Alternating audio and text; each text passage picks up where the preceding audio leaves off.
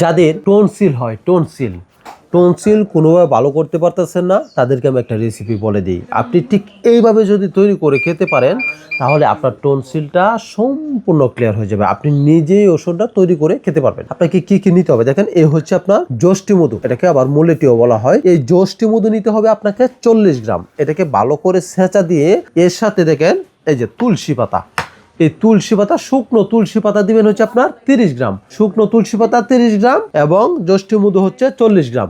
এই দুইটা একসাথে করে 300 গ্রাম পানির মধ্যে জাল দিবেন। জাল দিয়ে যখন অর্ধেকটা হয়ে যাবে, সেটুকু প্রতিদিন সকালে খালি পেটে খাওয়াবেন। কোন সময়? খালি পেটে খাওয়াবেন। এবং এর পাশাপাশি 1 চামচ হলুদ খাওয়াইতে হবে। হলুদটা কিভাবে খাওয়াইতে হবে? দুধের সাথে। হলুদটা কিভাবে খাবেন এটা বলার আগে ছোট্ট একটা রিকোয়েস্ট আপনার কাছে। দেখেন, আমি যে ভিডিও তৈরি করি এটা আপনাদের উপকারের জন্য, শুধু আপনাদের উপকারের জন্য।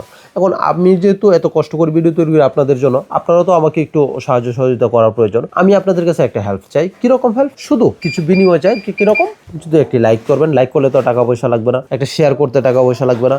আর দেখেন যে ফলো বাটনটা রয়েছে, একটু ফলো যদি না করে থাকেন তাহলে ফলো করে রাখবেন। কেননা আশা করি কোনো না কোনো দিন আমার এই ভিডিও বা বিভিন্ন ধরনের ভিডিও দিয়ে থাকি, কোনো না কোনো দিন কাজে লাগবে ইনশাল্লাহ। ঠিক আছে, এবার আসেন আপনাকে হলুদটা কিভাবে ব্যবহার করতে হবে। 1 চামচ হলুদ নেবেন, 1 গ্লাস দুধের মধ্যে জাল দিবেন। জাল দিয়ে রাতে শোয়ার সময় খাওয়াবেন। এটা শোয়ার সময় খাবেন, তাহলে টনসিলের যত প্রকার সমস্যা সেগুলি সব তো চলেই যাবে। এর পাশাপাশি আপনার অ্যালার্জিরও কাজ করবে, শরীরে যে কুজলি পাসরা হয় এগুলিও দূর হয়ে যাবে ইনশাআল্লাহ। আরেকটি বিশেষ কথা দেখেন, আমার এই 3টা পেজ ব্যতীত আমার আর কোনো পেজ নাই।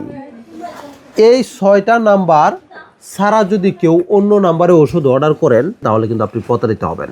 ইদানিং কিছু অসাধু চক্র আপনার ভুয়া নাম্বার দিয়ে আপনার টাকা নিয়ে নিচ্ছে। অগ্রিম আগে কখনো 1 টাকাও পেমেন্ট করবেন না। আমি কখনো আগে টাকা নেই না, ওষুধ পাঠিয়ে তারপর টাকা নেই। এটা থেকে সতর্ক থাকবেন।